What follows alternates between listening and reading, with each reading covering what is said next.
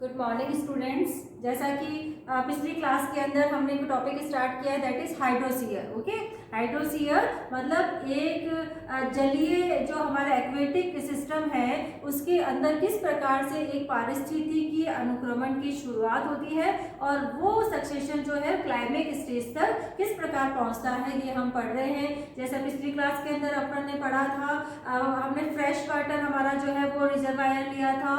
For example हमने तालाब का सक्सेशन हम यहाँ पे पढ़ रहे हैं। ओके, इसके अंदर हम पढ़ चुके हैं कि जो हमारा जो फ्रेश वाटर रिजर्वायर है शुरुआत के अंदर कहाँ से स्टार्ट हो रहा है, वो स्टार्ट हो रहा है। देखिए, जब जो फर्स्ट जो इसकी स्टेज होती है उसमें क्या होता है, क्योंकि वहाँ पे पानी अवेलेबल होता है लेकिन वहाँ पे न्यूट्रिएंट्स जो है वो बिल्कुल नहीं होते हैं और वहाँ पे एक प्रकार से अभी तक किसी प्रकार की लाइफ की शुरुआत नहीं हुई होती है। ओके, तो इस स्टेज के अंदर सबसे पहले वहाँ पे कौन सर्वाइव करते हैं, वहाँ पे जो है हमारी एल्गी या कुछ बैक्टीरिया की स्पीशीज या हम कहें कि ये पायोनियर स्पीशीज होती हैं जो वहाँ पे आके जो है वो इनके स्पोर्स जर्मिनेट होते हैं, विकसित होते हैं। और सबसे पहले जो है वो प्लैंक्टन स्टेज वाले जो हमारे प्लांट्स और एनिमल्स लाइक फाइटोप्लैंक्टन, जूप्लैंक्टन, फाइटोप्लैंक्टन्स की बात करें तो हमारे जो है एल्गी वहाँ सर्वाइव करना शुरू करती है। जूप्लैंक्टन्स की बात करें तो जो फ्रेश वाटर जूप्लैंक्टन्स है लाइक अमीबा, पैरामीशियम, यूग्लिना,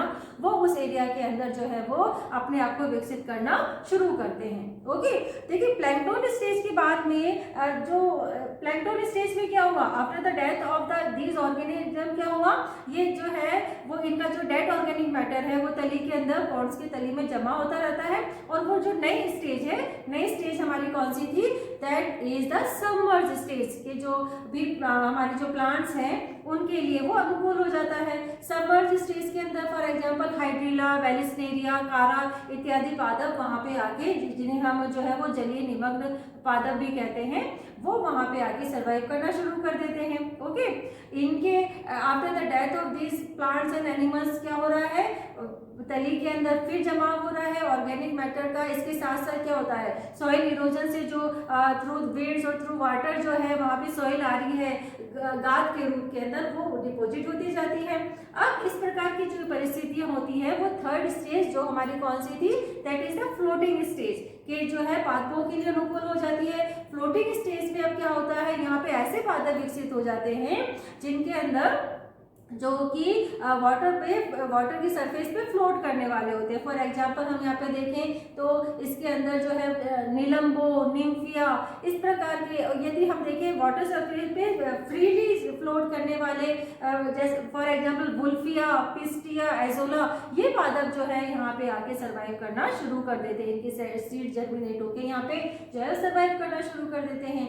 ये तो था हमारा फ्लोटिंग स्टेज। देखिए अब क्या होता है, फ्लोटिंग स्टेज के जो प्लांट्स होते हैं वो क्या होते हैं, चौड़ी पत्ती वाले होते हैं। तो जो हमारी सबमर्ज स्टेज थी उसके प्लांट को सर्वाइव नहीं करने देते और वो जो है वो नष्ट हो जाते हैं। ओके, अब इन जो हमारे फ्लोटिंग स्टेज के पादप और इस स्टेज के अंदर मिलने वाले जो जंतु हैं, इनकी डेथ के बाद और ऑर्गेनिक मैटर वहाँ पे जमा हो रहा है और जिसकी वजह से अब वो एरिया जो होता है इन प्लांट्स के लिए अनुकूल नहीं रहता। अब वहाँ पे हमारी जो फोर्थ स्टेज है that is read swamp stage के प्लांट्स जो है वहाँ पे अब सर्वाइव करने लग जाते हैं। रीड स्वैम्प स्टेज में हमारे कौन कौन से प्लांट्स थे बच्चों, रीड स्वैम्प स्टेज वो वाली स्टेज होती है जिनको हम एम्फीबियस भी कहते हैं। एम्फीबियस मतलब इनकी जो रूट्स होती है वो जलीय तंत्र तक फैली रहती है लेकिन इनका जो स्टेम और जो लीव्स होती है वो वाटर सरफेस से ऊपर निकली हुई रहती है।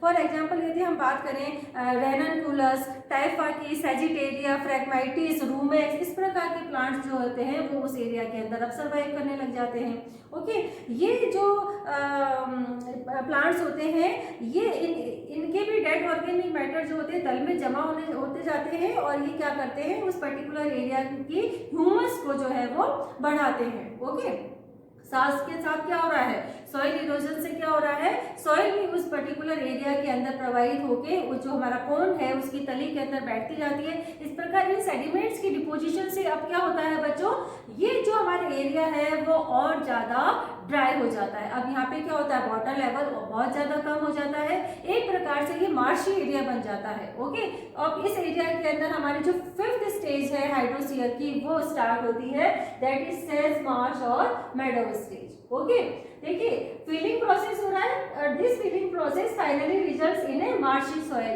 which may be too dry for the plants of pre-existing community. अब ये जो रीड स्टैम्प स्टेज के जो प्लांट्स थे उसके लिए ये जो है वो उनके सर्वाइवल के लिए अनुकूल नहीं रहती है ये। अब क्या हो रहा है यहाँ पे, now the plants well adapted to new habitats begins to appear in the pre existing community in mixed state. Okay, अब इम्पॉर्टेंट प्लांट्स कौन कौन से हैं बच्चों, जो कि हमारे इस मार्शी हैबिटेट्स के अंदर जो है वो डेवलप होते हैं।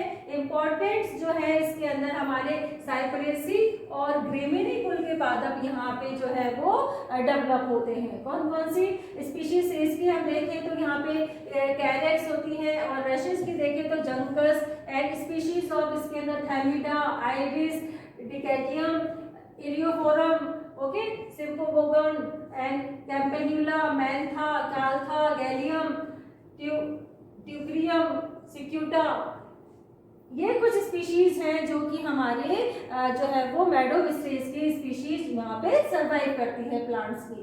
These are the first inventors of the marshy area. Marshy area में डेवलप होने वाले ये प्रथम जो है वो मेडोव स्पीशीज होती हैं। Okay, as these plants grow most luxuriantly in the marshes and they modify the habitat in several ways. अब ये क्या करते हैं, ये जो प्लांट्स होते हैं ये उस पर्टिकुलर जो हैबिटेट है हमारा पोन्ड, वहाँ से जो है मॉइस्चर को एब्जॉर्ब करते हैं, और by the process of transpiration, वाष्पोषण के द्वारा जल की बहुत ज़्यादा हानि होती है। ओके, ऐसी कंडीशंस के अंदर क्या होता है, they absorb and transpire a large quantity of water and also catch and accumulate plant debris and winds and water borne soil particles. Okay, वाष्पोषण के द्वारा जल की हानि हुई है, इसके अलावा विंड और वाटर के थ्रू जो है सॉइल पार्टिकल्स उस एरिया के अंदर डिपॉजिट होते जा रहे हैं।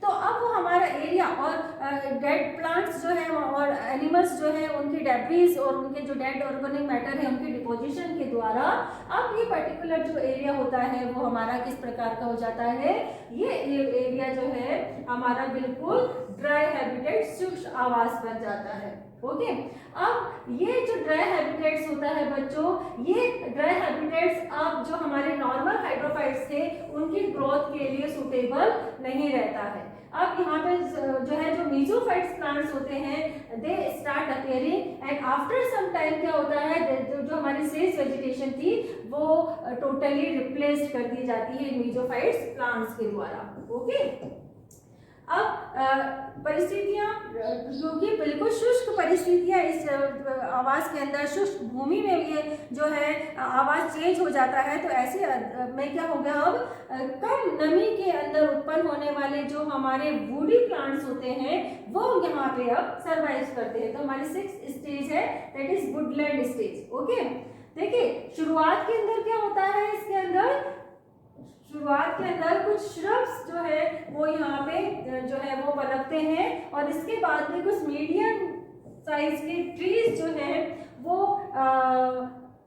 पर्टिकुलर एरिया के अंदर आके सरवाइव करते हैं। ओके, और ये जो मीडियम साइज के ट्रीज है these tree form an open vegetation या वुडलैंड का निर्माण करते हैं। ओके, यहाँ पे जो है जो हमारे वनस्थलीय अवस्था जिसको हम कहते हैं उस प्रकार के जो प्लांट्स जो होते हैं वो यहाँ पे सर्वाइव करते हैं, लाइक सैलिक्स, कॉर्नस, सिफेलेंथस, ये कुछ स्पीशीज हैं हम पढ़ते हैं इसके अंदर।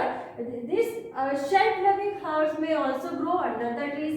जो ट्रीज हैं उनकी छाया के नीचे कुछ जो है शेड लविंग जो हमारे हर्ब्स होते हैं वो जो है वो ग्रो करते हैं। और प्रोमिनेंट प्लांट्स वुडलैंड के कौन कौन से हैं, जैसा मैं अभी बता रही थी आपको, दैट इज ब्यूटाजियम, अकेशिया, ओके,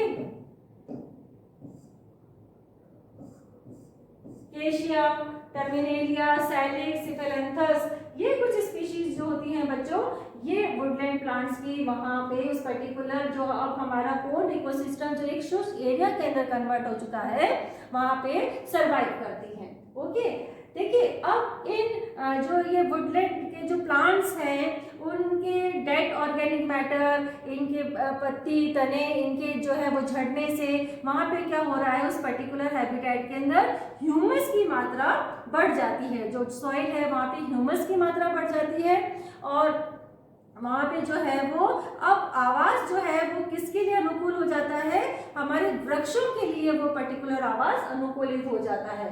ओके, तो अब ऐसे एरियाज के अंदर हमारा जो 7th स्टेज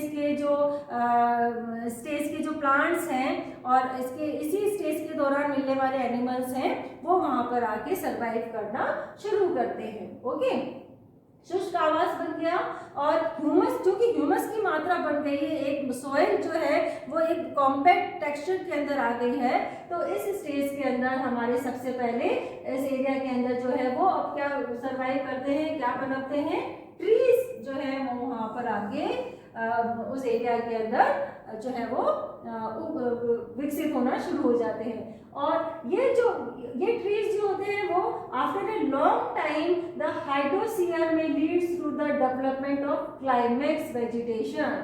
देखिए एक हमारा जो हाइड्रोस्फीयर है, पॉन्ड इकोसिस्टम के अंदर जब बहुवर्षीय ट्रीज उस एरिया के अंदर जो है वो पनप जाते हैं, तो ये जो हमारी कम्युनिटी है या ये हमारा जो स्टेज है, ये स्टेज क्या बनाता है, ये स्टेज हमारा क्लाइमेक्स कम्युनिटी बनाता है, ये चरम अवस्था की स्टेज होती है।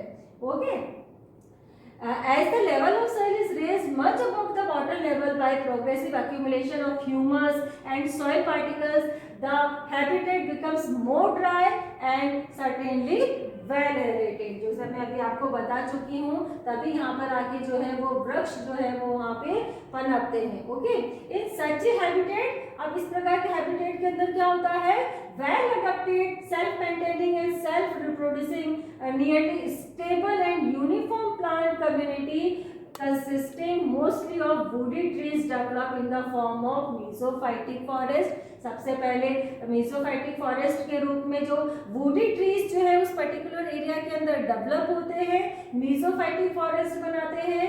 और मेसोफाइटिक फॉरेस्ट बनने के बाद इन क्लाइमेक्स कंडीशन के अंदर क्या होता है, हर प्रकार के प्लांट्स जो है वो वहाँ पे देखने को मिलते हैं, like herb, shrubs, mosses and shade loving plants represents their on communities. Okay, जो वृक्षों के नीचे पनपते हैं। ओके, एंड ट्रीज इनके अंदर कौन होते हैं, ट्रीज इनके अंदर डोमिनेंट प्रजातियां होती हैं, डोमिनेंट प्रजातियां होती हैं that they have control over the entire vegetation. Okay, इसके अलावा इस क्लाइमेक्स स्टेज के अंदर bacteria, fungi and other micro organisms are more frequently found in this climax vegetation. यहाँ पे ये जो माइक्रो ऑर्गेनिज्म है, फंगाई है, बैक्टीरिया है, ये भी जो है वो अधिकांश मात्रा के अंदर यहाँ पे क्लाइमेक्स वेजिटेशन के अंदर पाए जाते हैं। Okay, and they react upon the habitat and make the soil rich in the organic material. और इन जीव जंतुओं की उपस्थिति के कारण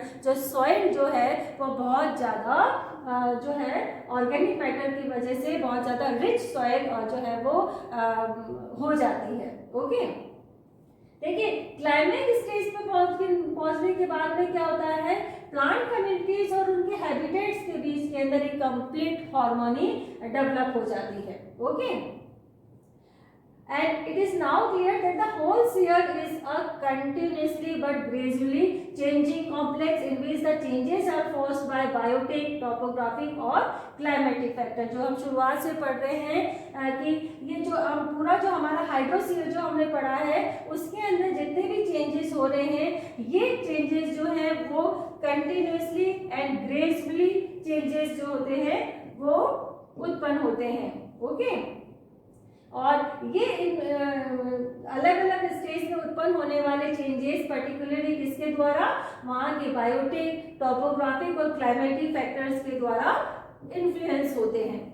इस प्रकार का जो ये हमारा सक्सेशन का प्रोसेस होता है बच्चों, ये सक्सेशन का प्रोसेस जो होता है शुरुआत के अंदर जब हमने इंट्रोडक्शन पढ़ा था, आप लोगों को पता है बहुत ही वेरी लो प्रोसेस होता है। हम इसको नेचर के अंदर यदि डायरेक्टली ऑब्जर्व करना चाहे तो नहीं कर सकते।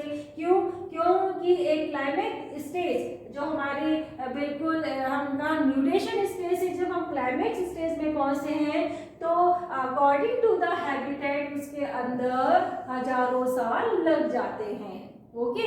लेकिन फिर भी यदि हम इसको ऑब्जर्व करना चाहें इन टर्म्स ऑफ हाइड्रोस्फीयर, तो फॉर एग्जांपल लेक या पॉन्ड का हम देखना चाहें तो हम उसका बिल्कुल डीपेस्ट जो रीजन है वहाँ से यदि हम ऑब्जर्व करना चाहें तो डीपेस्ट रीजन से हम शैलो मार्जिन रीजन तक देखें तो हमें ये वेरियस अलग अलग स्पीशीज के जो हमें जो स्टेजेस के जो प्लांट्स और उस स्टेजेस के अकॉर्डिंग वहाँ पे सर्वाइव करने वाले एनिमल्स की प्रजातियां हमें वहाँ पे देखने को मिल सकती हैं। ओके, तो ये आज हमारा हाइड्रोस्फीयर कंप्लीट हुआ है।